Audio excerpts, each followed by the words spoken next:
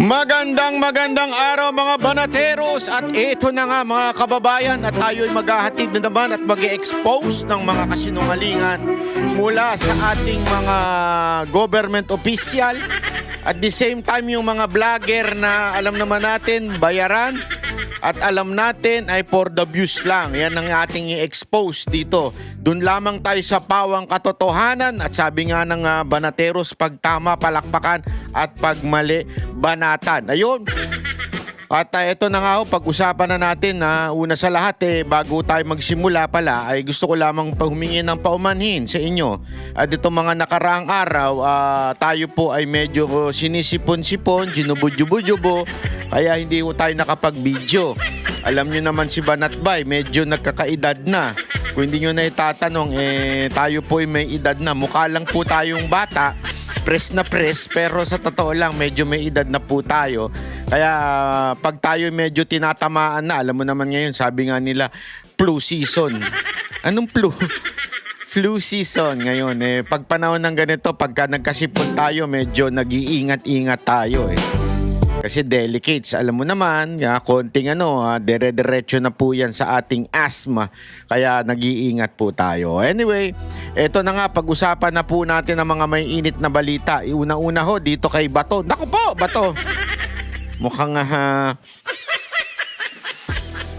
sabi nga ni Remulla meron siyang source, third source, fourth source at kung ano-ano pang source. Pero gayon pa man, wag ho tayo bulol naman ako, magpakampante. Yan. Kasi alam nyo, bakit to? Alam naman natin si secretary, hindi pala secretary, ombudsman na. Ombudsman na siya ngayon Hindi ko alam paano nangyari yun. Ombudsman Remulla ay nagpakalat di umano ng fake news. Kasi nga ho, di ba sinasabi niya meron daw siyang nakita from the ICC. Ngunit datapot subalit, yung ICC naman, sinabing wala. Di ba? So, isa sa kanila nagsisinungaling doon. Malamang sa mas malamang si Remulla yun. Di ba? So, mismo nga ang kapatid niya, tinabla siya, sinasabing wala pang official document.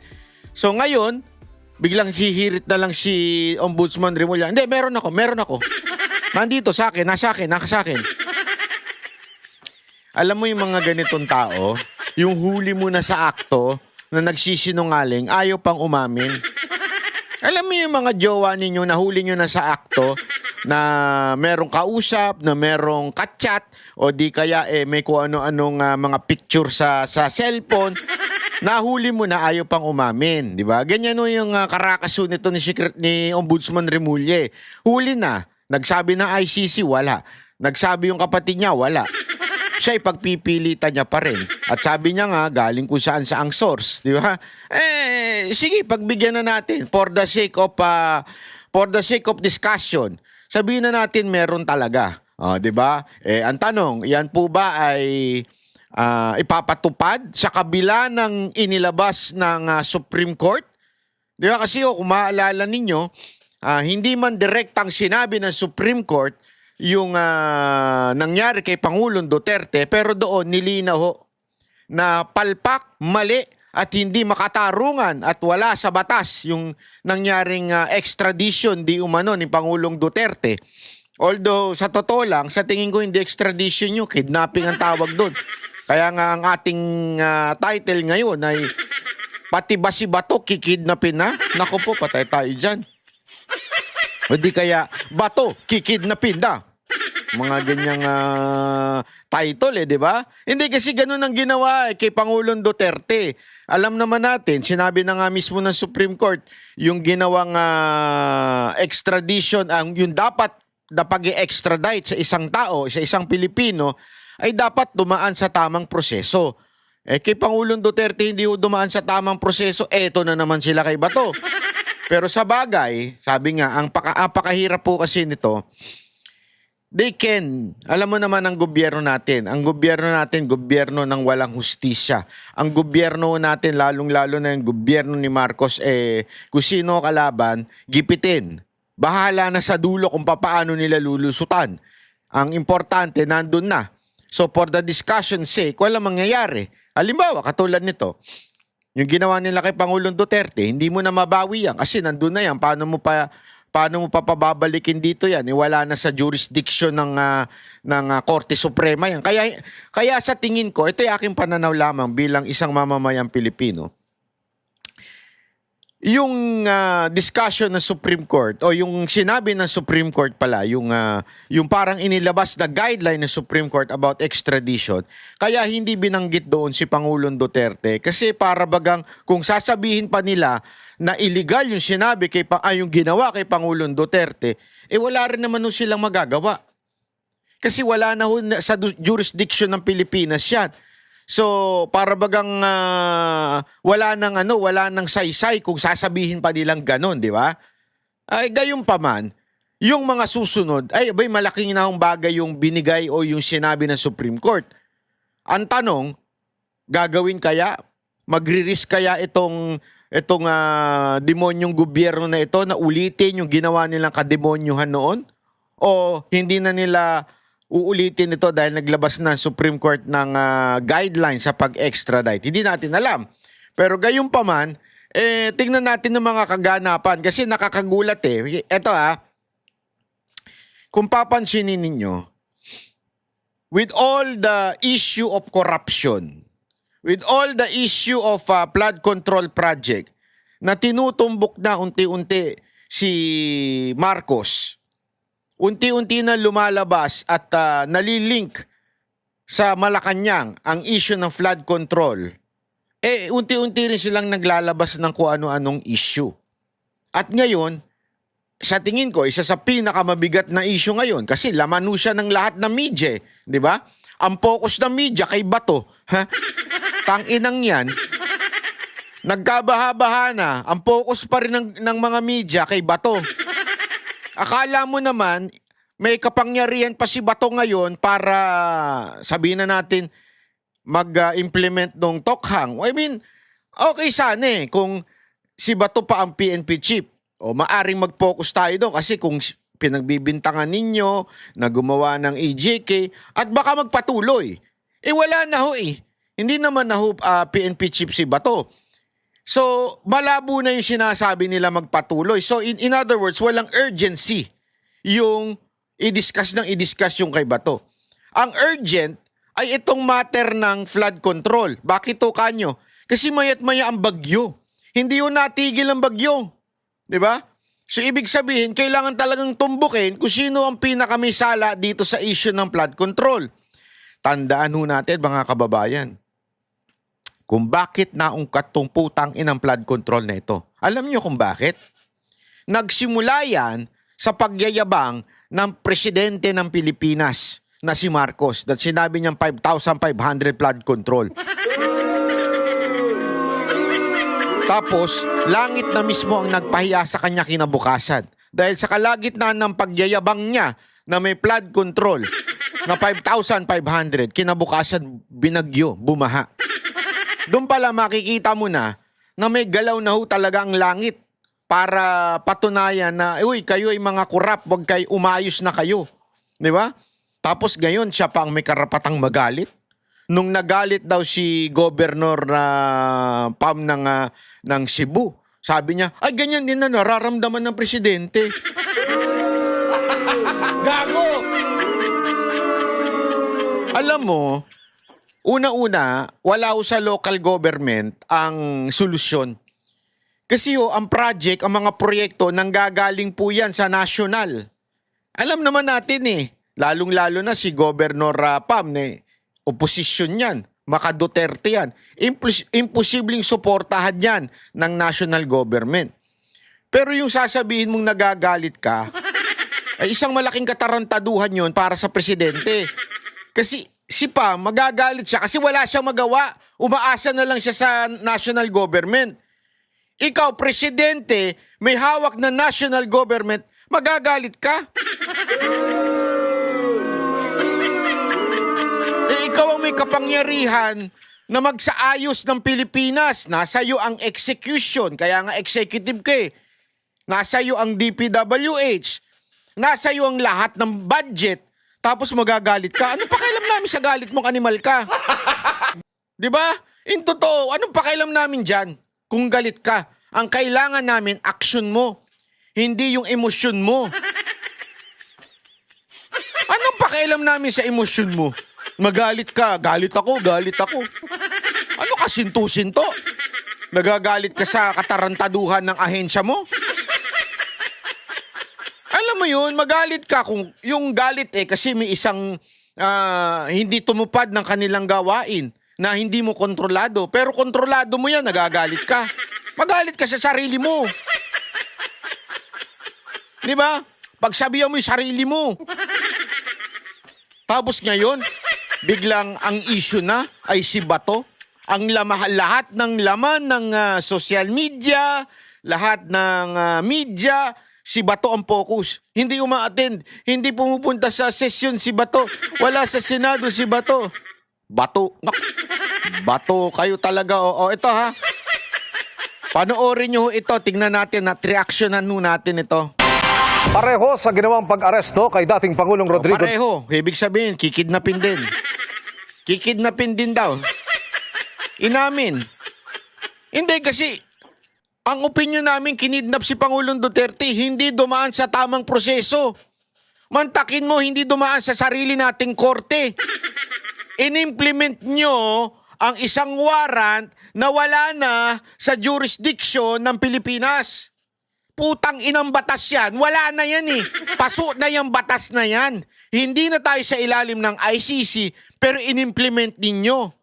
Ang tawag diyang kidnapping. Di ba? Halimbawa lamang. Maynila, meron silang ordinansa.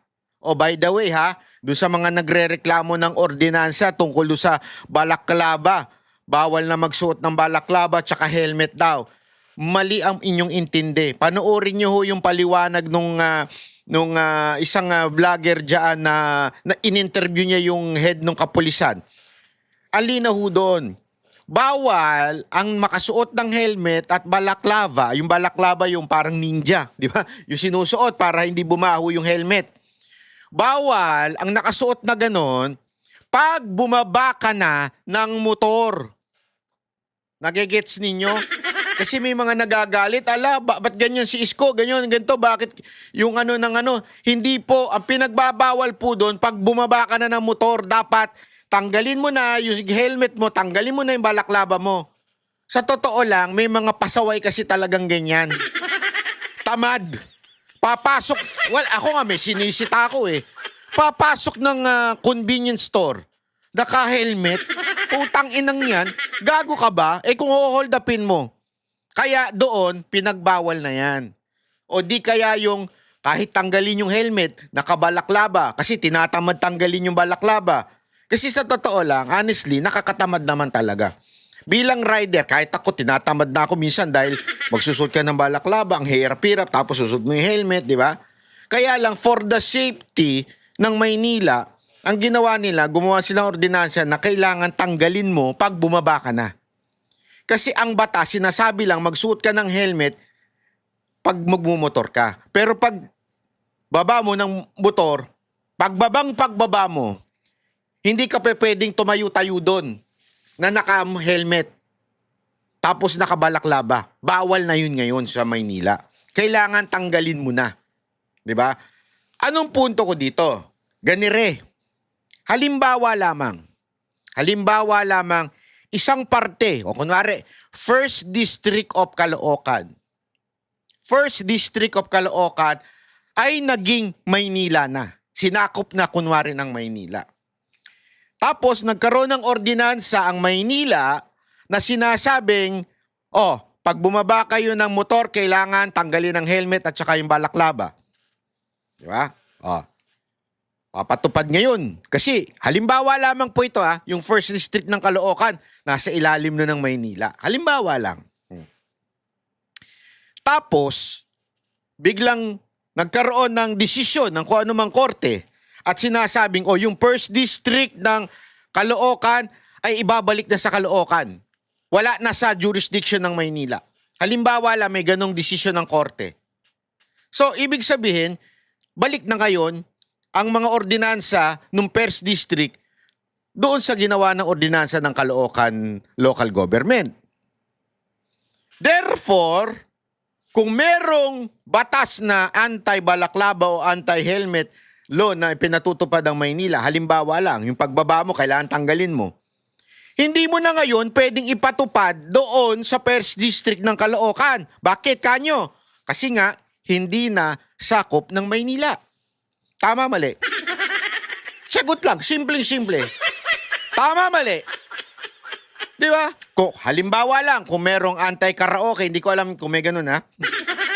Kunwari may anti-karaoke bill ordinance ang Maynila na hanggang alas 10 lang pwede mag-karaoke at magsisigaw dyan. Ngayon, since wala na yung First District ng Caloocan, napunta na sa Caloocan, hindi na ngayon sa Maynila, hindi mo pwedeng ipatupad yung ordinansa na yon doon sa dati mong nasasakupan. Tama, mali? Di ba? Ganon din po kasimple yung sa ICC. Hindi na tayo nasa ilalim ng ICC. Tama, mali? Eh bakit may patutupad yan? Bakit mo ipatutupad? Simpleng-simple lang eh, di ba?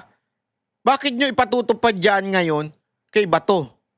Ginago nyo na nga si Pangulong Duterte, gagaguhin nyo pa si Bato uli.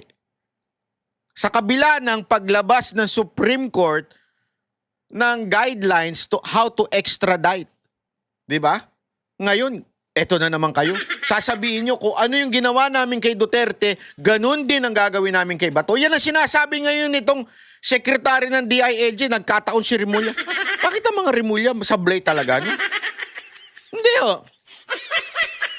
Ang tagal-tagal na niya sa Cavite, wala naman nangyari sa Cavite, gulo-gulo pa rin eh. Wag niyo sabihin, ang dami kong kaibigan dyan sa Cavite. Sabi nila dyan, dami pa ring adik dyan. Ang dami pa ring kamote rider. Hindi ako nagsasabi sa akin yung mga taga Cavite ha. Ang dami pa ring sugalan daw dyan. Kayo magpapatunay. Pero ang tagal na nasa ilalim ng Remulla yan. Anyari? Duterte ang gagawin kay Senador Bato de la Rosa sakaling isyuhan siya ng arrest warrant ng ICC. Ayon yan sa Department of the Interior and Local Government. Bagaman, wala pa silang nakikitang warrant sa ngayon. Nakatutok si Mark Salazar. Pangalawang araw ngayon na wala sa sesyon ng Senado. Si Senador Ron Atat na atat ng media oh. Talagang pukpok silang pukpok na wala sa session si Bato. Bato de la Rosa. Sa gitna ito ng ugong ng warrant of arrest laban sa kanya ng International Criminal Court. Kasi simpleng-simple lang naman eh. Kung ikaw kikidnapin, sisipot ka pa ba? Di ba? Kung ikaw ay kikidnapin, at unang-una, wala tayong tiwala sa justice dito sa Pilipinas. Hindi sa korte ha. Ang sinasabi natin, yung magpapatupad ng batas. Eh walang tamang ulirat yung nagpapatupad ng batas eh. Sana kung nasa ulirat yun, meron tayong habol. O ICC. Maging kasamahan niya sa minority, hindi alam kung nasaan siya. Hindi ko na tinatanong, mas maigi na, di ba? Yun. Hindi naman sasabihin at ayoko rin malaman. Yun. Ang asawa ni Senador De La Rosa ang nakausap raw ni Senator Amy Marcos. Kabadong-kabado raw sa sinasabing warrant of arrest laban sa asawa. Wala ako narinig kay Senator Bato, si Nancy de la Rosa na lang nagte-text eh. Sanay na sanay yan eh, talagang asawa ng pulis. Pero ganun pa man, takot na takot. At kabang-kaba, nananawagan, natulungan sana sila na kahit papano may due process, may hustisya, may soberanya ng Pilipinas. Hanggang ngayon, kahit si DILG Secretary John Vic Remulla, hindi pa rin nakikita ang warrant of arrest na ibinunyag ng kanyang kapatid, si Ombudsman Crispin Remulla. Pinakita na ba sa inyo ni Ombudsman Remulla Hindi po. yung kopya? Hindi po, sa telepono Tingnan ninyo itong mga sagot niya ha. kami nag-uusap. Ang sinabi niya sa akin, nakuha niya ang electronic company from a third source. Third source. Galing sa third source. Ang gulo, no? Mantakin mo. Nag-announce ka, nagkagulo ang Pilipinas, lalong-lalo na yung mga medyang atat na atat ipakulo si Bato. na nanggagaling lamang sa third source. Hindi talaga direkta. Hindi po galing sa ICC. Okay. But in form and in function, mukha siyang official. But as far as we are concerned kasi, basta nasa national security apparatus ka, dapat actionable document. Yun nga po. And yung, Dapat dumating Dapat may talaga. hard copy. yung no? hawak ng kapatid Opo. po ninyo, hindi pa masasabing actionable document yon. Hindi pa po. Pero sabi ni Remulla, parehong Mantakin mo yun, no? Sang inang yan. Hindi, kita mo yan, ha?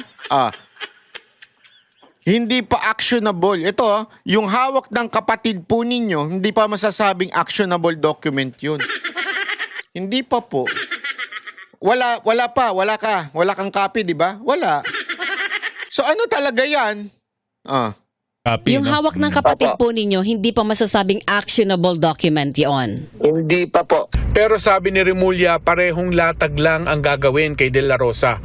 Kung paano inaresto noon si dating Pangulong Rodrigo Duterte, basta may papel na. Yung kay dating Pangulo po, may proper channels po yun. Nakuha, ako po mismo, nakakuha po ako ng copy ng official Opo. na warrant of arrest through Interpol. Aha. In this case, wala pa po kami nakukuha. Hindi po dumarating sa Department of Justice. So, I cannot comment on a Parang lasing ito na magsalita, ano?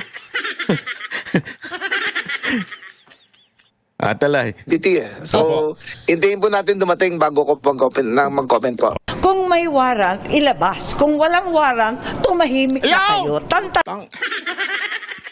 Kung walang warrant, shut up! Diba? Yun lang naman, tama naman yun si Alam mo, dito lang tumama si Aimee, ha? Mantakin mo, tama naman kasi yun, mga kababayan. Pagka wala, tumahimik na. Shut up! Pero pag meron, doon lang magsalita. Epal kasi masyado eh. Na ninyo kami. Ano ba naman pananakot ng ginagawa yan? Sa social media naman naglatag ng argumento ang abogado ni De La Rosa. Sabi ni Attorney Israelito Torion, Ayan.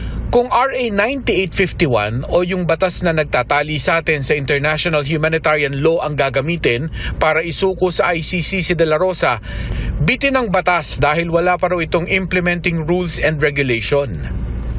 Maliban kay De La Rosa, isa pang inaabangan sa Senado ang pagpapatuloy ng Blue Ribbon Committee investigation sa Biyernes.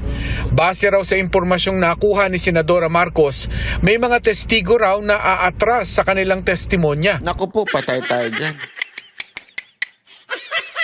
Atras sa testimony. Naku po, patay ka. Sino naman kaya ito?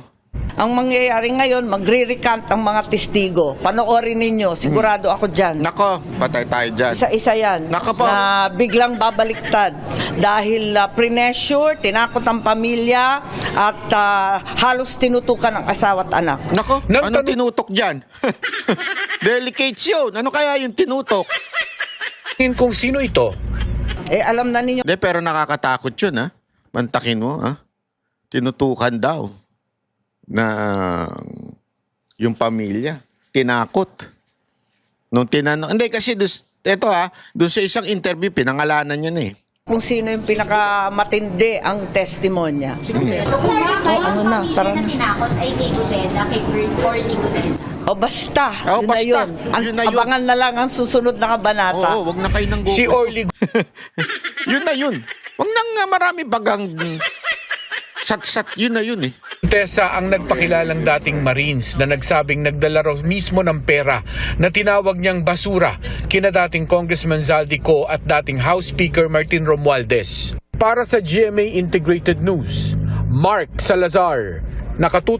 Yun na. Ay, nako. Ang linaw po nyo, mga kababayan. Naku po, Ay, nako. Kami ang boses ng masa, hindi natatakot. Katotohanan lang, di kami nalulunod. Walang bahid ng sismis, lahat ay totoo. Kahit sino ka pa, pag mali ka babanatan ka. Walang pinipili kulay, wala kaming kinikilingan.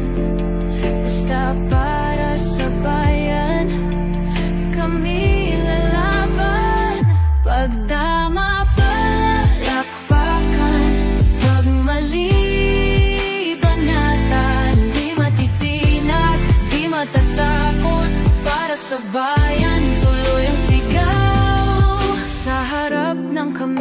walang halong takot. Mga baluktot, lahat kayo'y tutumba. Ang hustisya at